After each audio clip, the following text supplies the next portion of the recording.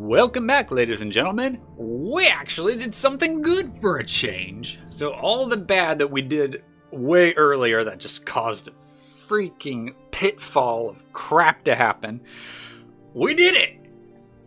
Ish.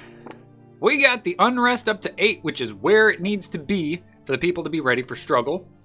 However, we lost some spy network. And, according to the destiny chart, for the free city... Oh, wait. Oh, never mind, we're good. Oh, we're good. Huh. As long as I keep the unrest high enough, we should be good. Never mind. You know what? Never mind. We might be fine. We did a lot of good. And we slept with Sophia. Okay, here we go. The sound of thunder. Late one night. Oh, by the way, Atomic is here. Let me bring Atomic. I do Papa Cam with the Bob. Actually, let me see if I can. Here, let me. He's gonna hate this, but you guys want to see what it looks like when I pick him up? Where's your good boy? Whoop! Oh.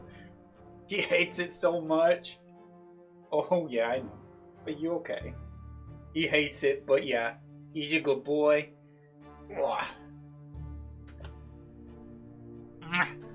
It's a good dog. He's very scoop-upable. For me. Okay. So, let's set this right there. Yeah. Okay. He hated it so much. But, anyways. Enough about Atomic. We're just going back to a game. Alright, so late one night you send all the print shop employees home. Felipe Alfaro wishes to see you in person tonight. Oh crap. Oh crap. You sit behind your desk, anxiously attentive to every sound. You hear quiet stomping outside. Several men enter the room by Moss. Hello there, Bump. They are all, without doubt, armed. Crap. They stop at the door. You hear Kane tapping on the floor as Felipe walks in. He sits at your desk and squints at you without saying a word. So, Brante, how's our spy network doing? You open your mouth, but the advisor cuts you short. His voice is utterly hostile. Why aren't you getting any results? Do you think you can fool me? Or are you just too stupid to be entrusted with such a crucial mission? I can explain your ineptitude, Brante, betrayal, or idiocy. Don't you understand that your job is the only thing you should be doing? Don't you see how important it is? I am standing on the brink of chaos, and it's about to consume us all. The safety of the Empire depends on the intelligence you're supposed to be gathering. Either you're dragging your feet on purpose, or you're too witless and sluggish to obey my orders. I have no use for traitors or fools.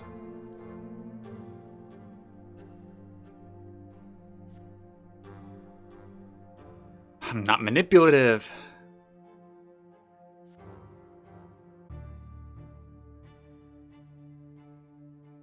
Okay. Was I wrong to believe Sophia? Should I just dispose of you and find someone who can do better? I'm gonna have to beg for forgiveness. I can't do anything. Lowering your head, you implore Felipe to forgive your failure. If the advisor could just wait a little longer, this is not going to go well. Felipe taps the desk, annoyed, and lets out a tired sigh. You don't seem to understand, Brante. There's only one thing that matters in our line of work, results. If you can't get these results, you're of no use to me. He rises, snaps his fingers, and points right at you. His goons instantly rush to your side, twist your arms behind your back. Is he going to kill me? Is this the end of the game? I swear to you, every time something bad happens, I swear it's like the end of the game. Every time I make a decision, I'm like, oh my gosh, this could end the game. They push you onto your desk, papers and writing implements scatter across the floor. Oliver looks at you with genuine compassion. Tough break, Bump. Felipe towers over you like a grim shadow. I do not tolerate failure from my subordinates, Brante. The advisor gestures to Moss. You try to say something to explain to Felipe your loyalty. Moss puts one hand on your back of your head and the other on your chin.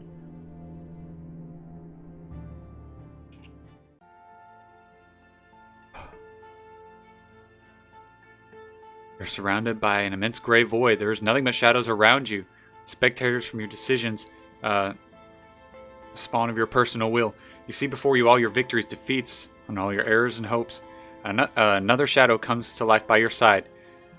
As you gaze by the elusive moving silhouettes, you recognize your last action. This is the death you chose to face, knowing what fate was to befall you. This is the decision you made. The shadows keep spinning and dancing around you. The footprints from every step you have taken since the day you were born. A colossal figure towers over them. Your future true death. You can no longer deny its imminence. It has always been there waiting for you. Now you are one step away from it. But will you take this step? Familiar gigantic figures of the twin gods appear from the void to meet you. They effortlessly lift your tiny soul and hold it in their hands. You've always been in the twin gods' hands. Their will created you. The elder did not grant you his love, he forced it on you. The younger shaped you according to his law without giving you a choice. An enormous whirlwind arises from the void. The twin gods release you into it, and the torrent of an unfathomable will whisks you away. You are merely a minuscule particle of this universal tide. This will is the sole determiner of all life events, past, present, and future. Your puny actions and choices are nothing in the face of the force of this torrent of harbors. You whirl in the cosmic vortex of the twin god's will until it casts you out. You careen back down to your earthly life. It is only now that you regain your ability to act. You see all the wills of the universe intertwined in a perpetual struggle against one another. Which will you follow? Alright, what is this? The will, follow the will of the God who brings love to the world. Alright, the will of God who imposes law on the world. Nope. Earthly power, manifestation of the law and the will of the earth. Nope. Blood tide. Nope. History. History has a will of its own. You will assume this position was assigned to you by its will. And the only will I'm willing to live by is my own. You fall into an endless web formed by the wills of the mortal world. Now that you are free of the cosmic vortex, you can finally exert your own will and make a choice. Feels like a gasp of air after being suffocated by an alien will, the will of the twin gods. But for your chosen will to be incarnated here in this world, one decision is not enough. You'll have to follow this path to its conclusion, to turn this will into reality by way of your decisions, deeds, and actions. Your eyes snap open and shut abruptly. The crypt is spinning around you. The stagnant stench chokes you. You got out. You succeeded in preserving yourself against the whirlwind. I mean, Felipe and everybody could just be standing there just waiting to kill me. The will of the twin gods has commanded you to continue your existence. You feel the urge to fall flat on your back and cackle madly. Why? You are back. The crypt is quiet. A ray of light from a tiny window strikes your eyes. I mean, like, this could have ended in like 10 minutes time, and it could still end in 10 minutes time, and that would be the end of the series. A ray of light from a tiny window strikes your eyes. You're awake. You sit up on your feet, touching the stone of the floor. You instinctively reach for your neck. You are lucky. This death was just a warning. Oh, okay. You cannot expect Advisor El Ferro to be so merciful next time. Okay. Well, that's okay. That's okay, because I thought that that I had to have an okay strong network, but I don't. Like, I've met all the conditions, and as long as things are... Oh, how did that increase my willpower? Oh, and I gained manipulative powers. That's good. But the next time I die, that's it. This is where things get scary, guys. The next time that Burp dies, that's it.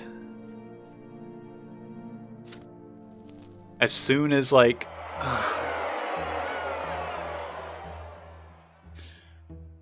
as soon as he dies next, that's the end. I floated the idea of doing a live stream finish, but if Burmp dies again, I won't have that. There's a chance that I might not even make it to the revolt. Like, that's how terrifying this is right now.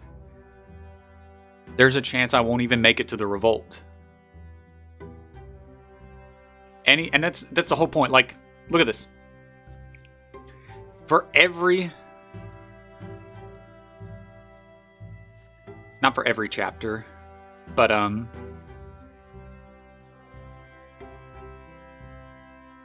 But where is it? Like, look, starting at chapter 3, you can accept... You can meet a true death.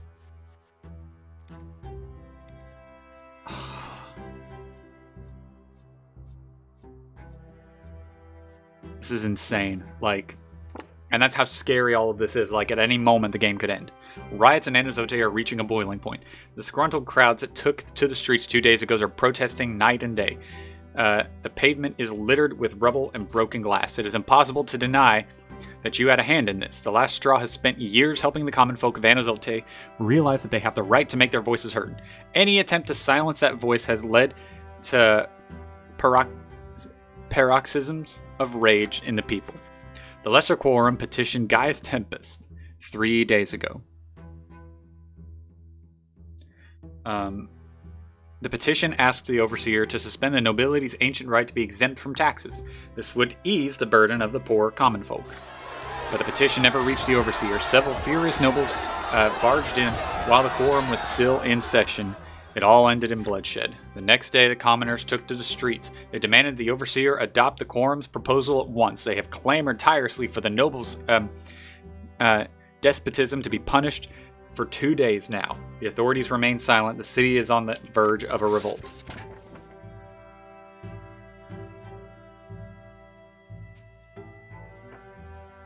I need you to deal with this at once, Brante. Stop this madness by any means necessary. If these disturbances go too far, noble blood could be spilled. We can't let it happen.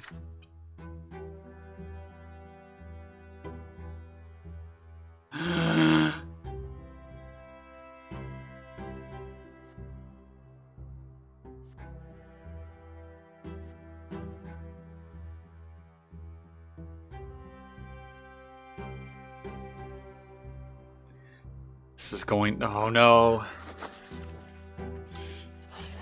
The only way to avoid bloodshed is to take charge of the disturbances yourself. Finding the ringleaders of the protest proves to be a simple task.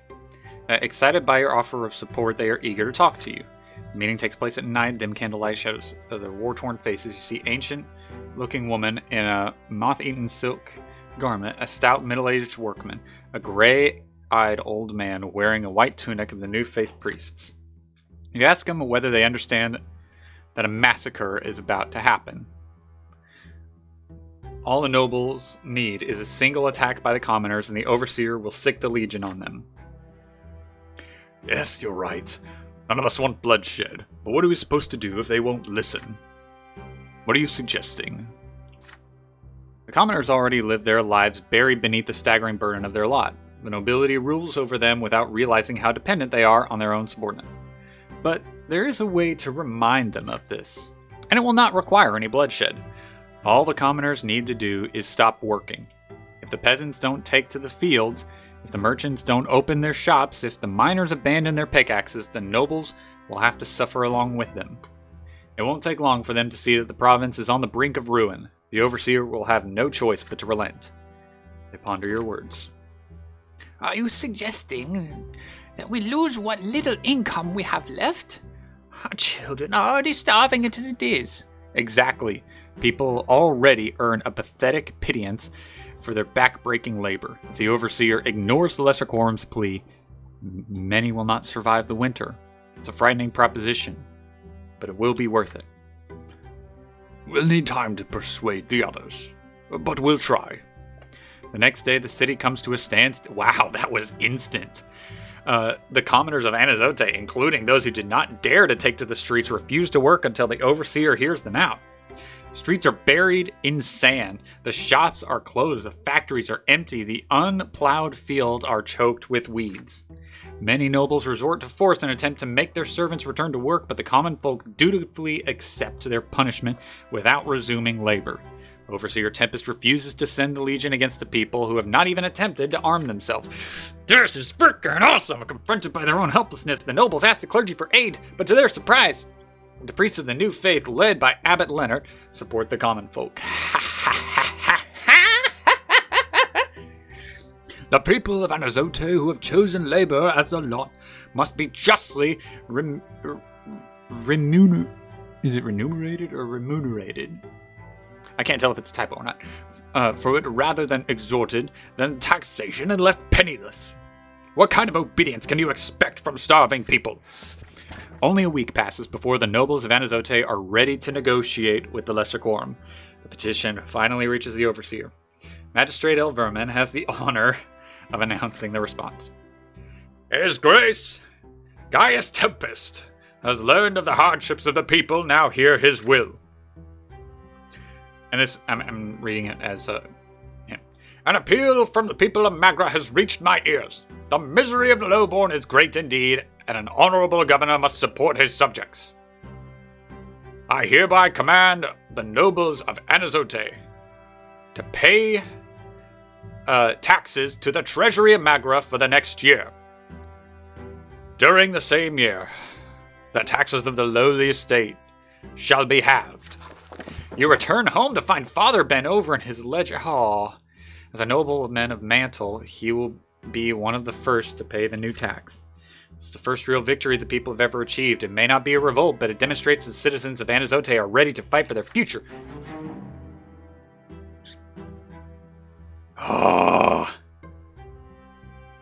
But that increased our wealth. In your note to Felipe, you remark that you have avoided bloodshed just as the advisor wanted. Holy crap. Felipe's gonna kill me. Felipe is going to kill me, but there's nothing I could have done. Ooh, I'm a dangerous one. I think I was already a dangerous one.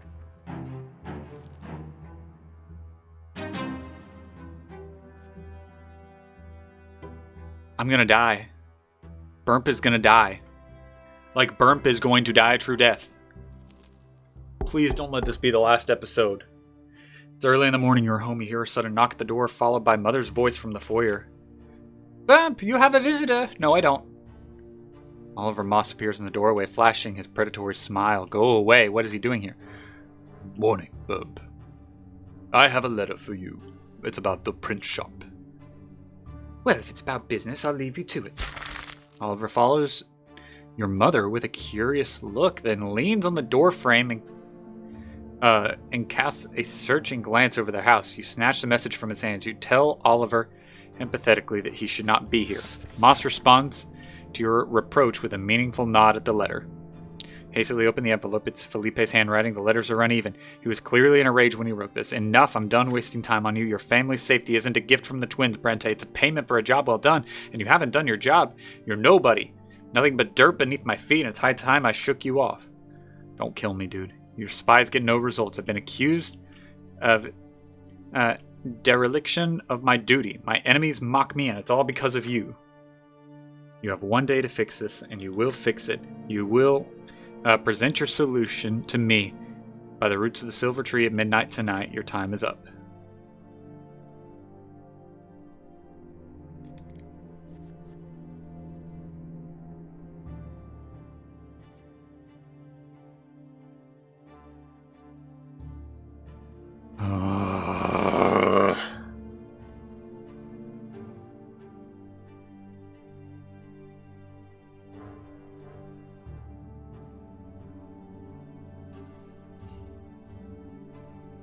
I have to flee.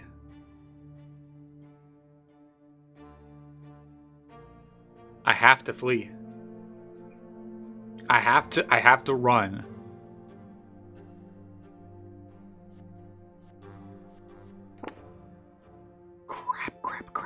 Crap, oh crap.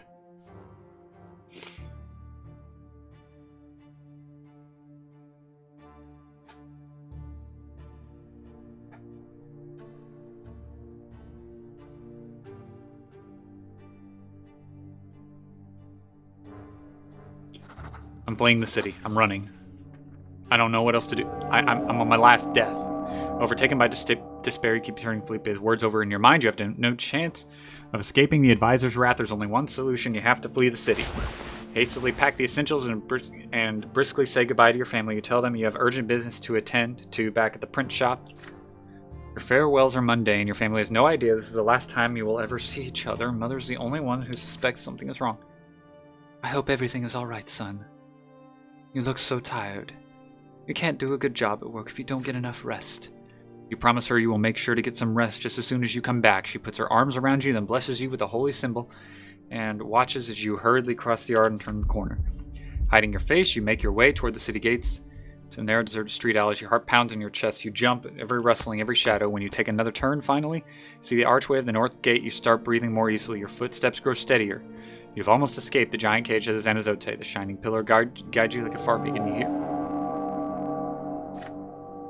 Going somewhere, Sir Brante? No. No.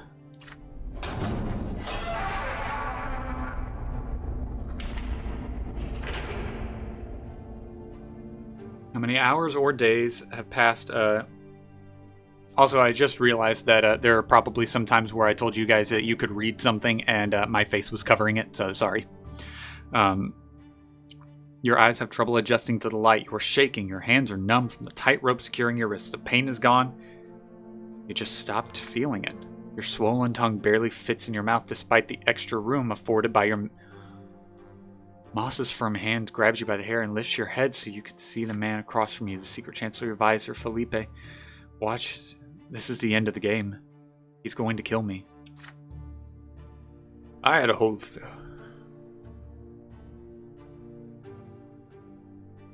I had a whole farewell speech for you, Brante. I was going to tell you about your mistakes, about my disappointment, about the abhorrent consequences of your actions. But now look at you. I realize that words are useless here. You slightly squint at Felipe through your swollen eyelids.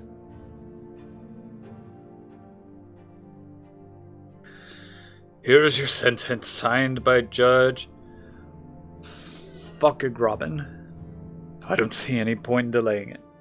Barmpa's gonna die. You hastily mumble that you can still be of use to the advisor. He frowns in disgust. How? You couldn't even betray me properly. And with no patronage, no friends, no support, a man who can't even save his own life, what good are you to me? He gives Oliver a quick nod. This is it. No hard feelings, Bump. Nothing personal. Noose is placed around your neck. Strong hands tighten the rope. Your body jerks in a last desperate attempt to survive. But you know full well this is the end. You suffocate. Convulsive spasms shake your body. Everything around you turns red.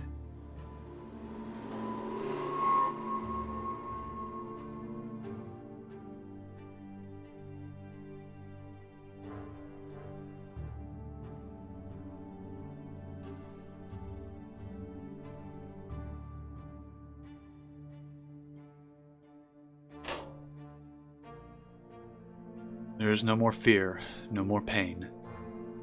The only thing you feel is infinite loneliness. That fades away too. The darkness deepens, the shining pillar draws near.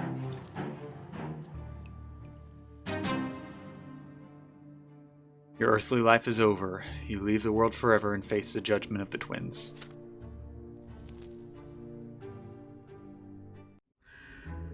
Neither side could overcome the other. The fire of the revolt could not be extinguished. The province, and then the whole empire, fell on troubled times.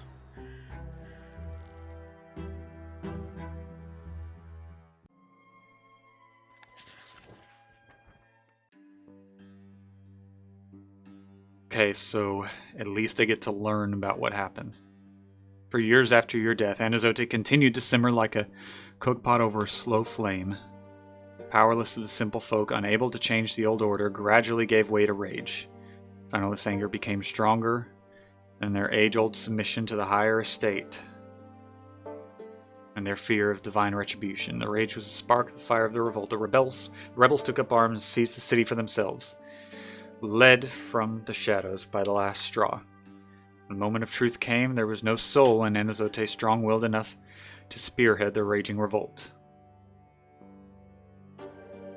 The opposing factions reached a stalemate in which neither side prevailed completely. Did I read all that? Yeah. Anazote refused to surrender. After a prolonged siege, Gaius Tempest finally broke the city's defenses, and the Legion entered the rebellious city of Anazote.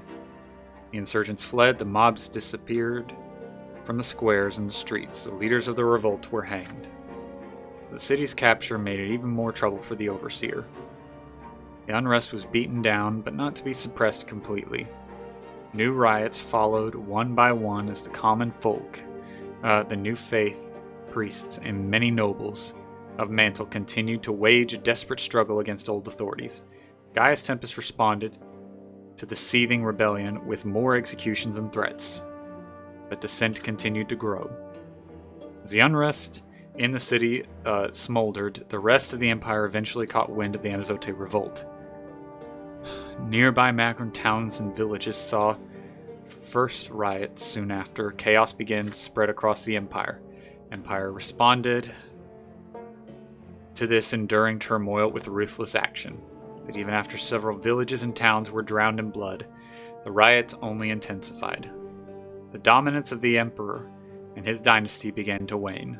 Power struggles broke out between the powerful nobles in the capital. Then a shocking event shook the Empire to its core. Emperor Uther II was found dead in his palace, never to be reborn. His heirs, Jarian and Flavius, both disappeared without a trace. With no one to take the throne, the noble dynasties accused one another of plotting against Tempest's rule. Feuds and internecine strife became commonplace. And so began an age of anarchy, a time of massacre, riots, and bloodshed, chaos, and unrest. There were no winners of this war at all, only survivors. The Empire ended a dark and terrible age. Oh my gosh. What became of me? I don't just want to know what happened to me. I want to know.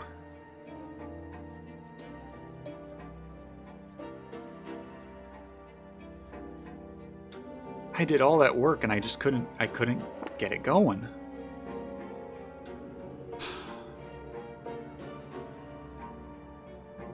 But what happens to all the people I know? I mean, I know that in real life when we die, we don't get to know. But it's a freaking game. You've made your last and most important choice. Was your death worth it?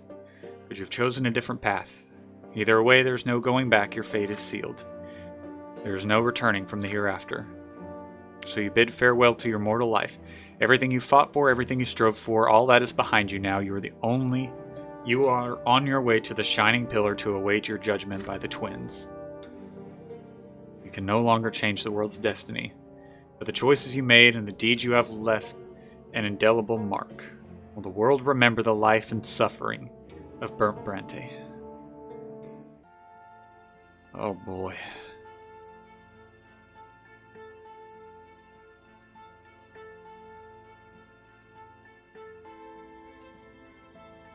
The hour of your death has come. Your soul has left your body, never to return. You are taken to the peak of the Shining Pillar. Every moment separates you more and more from the mortal realm. I'm going to take away my face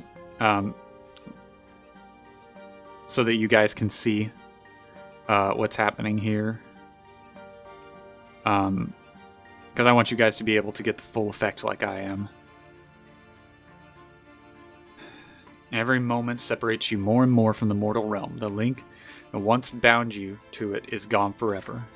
You look up and see two divine visages, watching you intently. Did I switch? Yeah, I did switch it. The elder twin gazes upon you, full of sorrow and compassion. The younger examines you dispassionately, seeing your every act and thought. You've ascended from the mortal realm. From here, you are but one step away from partaking in eternal bliss atop the peak of the Shining Pillar. But first you must be judged by them. just as every other soul born in this world has been judged since time immemorial. Only their judgment can decide whether you deserve to remain atop the peak or be hurled down to the foot. You stand before the twins. I feel like this is going to go very badly.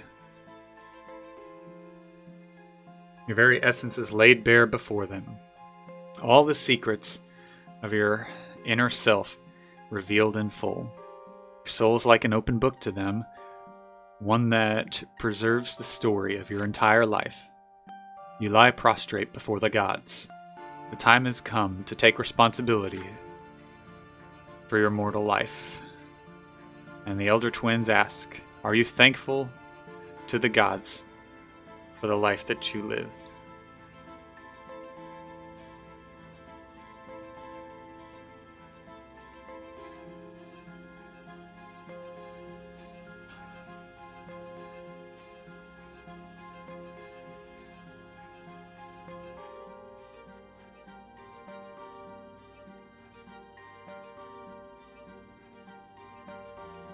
I don't know.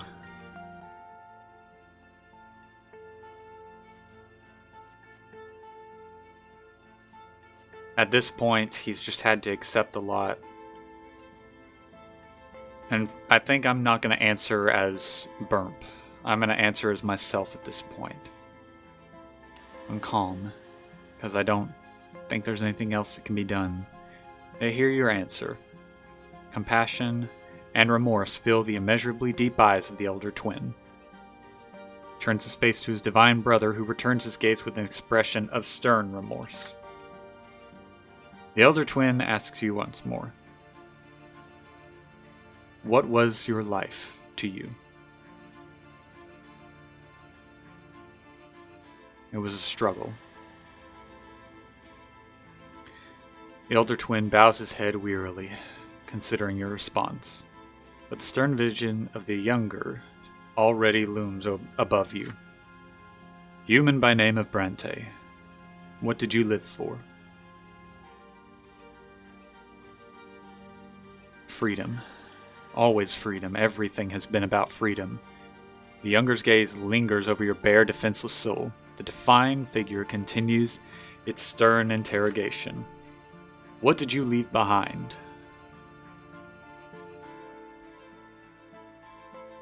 I left behind nothing, I don't think. In the end, I wasn't there to really keep it.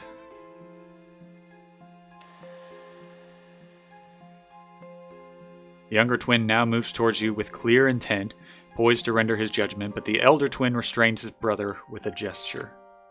A divine voice fills your head once again.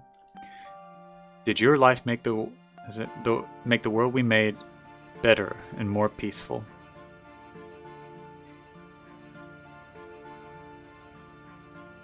I don't know. I honestly don't know. The younger twin is silent, his eyes two swords piercing your soul. The elder twin speaks to you again. But you already know the question. The very same question that caused you so much suffering before your true and final death. What determined your destiny?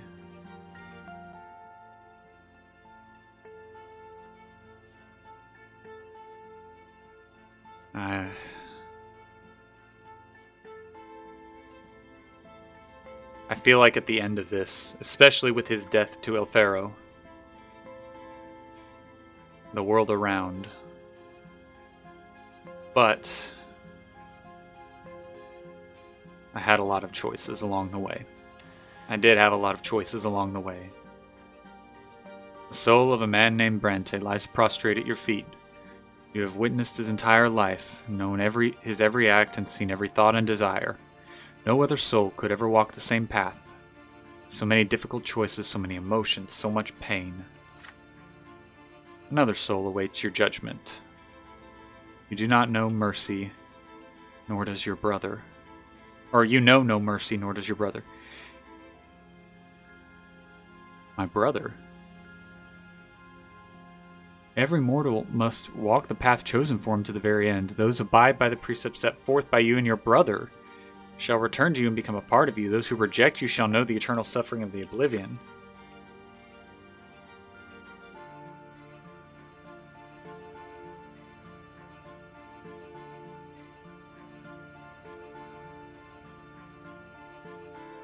Well, why would I give him eternal suffering? He's lived for other people. You gingerly grasp the fragile soul, lift it up, and turn your face to the elder brother. You lift your sword. Your brother stands with his arms akimbo, ready for the blow. Blade slices through his chest, blinding light gushes from the gash. You bring the minuscule soul to your brother's chest, and it dissolves in the streams of shimmering luminescence. A tiny fragment of your shared creation has rejoined the whole. The man named Brante is no more. There is only the eternal fount in which he now abides.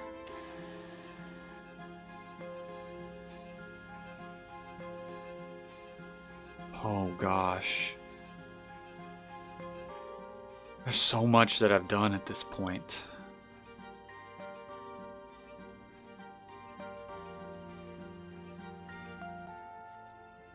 Wow. And he really...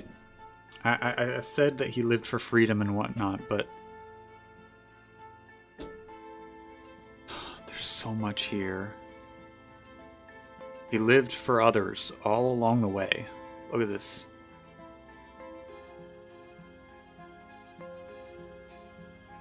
Because I fought for... What was this? Because Burmp brought that family together. He saved Sophia and kept her. Wow. And that's it.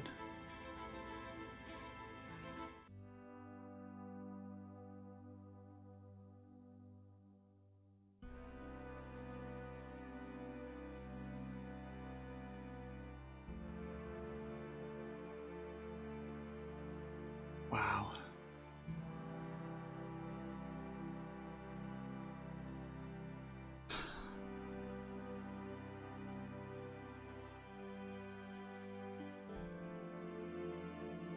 That was so difficult.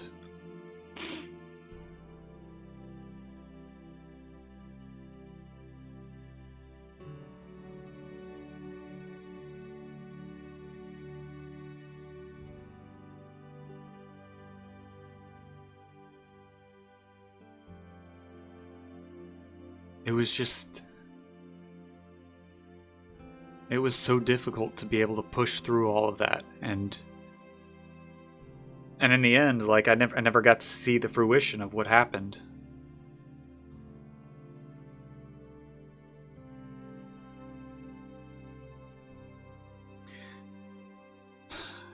Like, I'm not displeased with the way that Burmp lived, but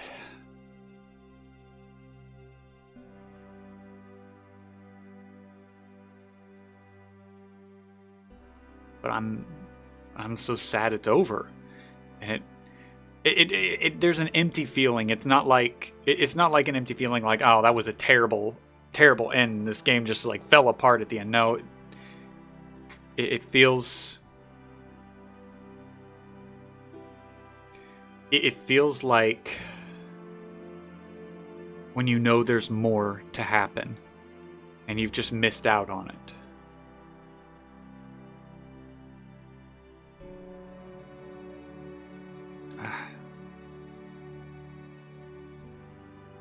Alright, well. This is the end of the official story, friends. I don't think it's the last that this channel will see of the life and suffering.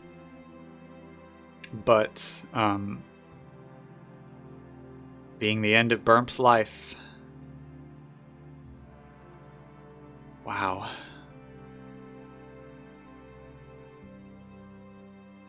I am going to do one more in the story of Burmp, and it's going to take freaking forever.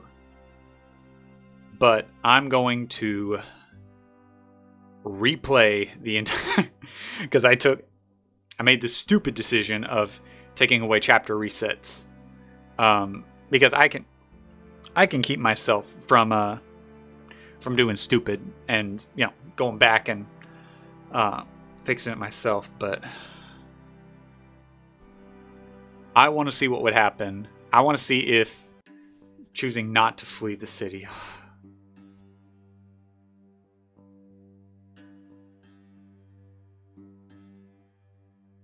But for now, we're going to call it here. This is the story of Burnt Brante, ladies and gentlemen. Thank you very much for joining in, and I will see you soon. Peace out, homies.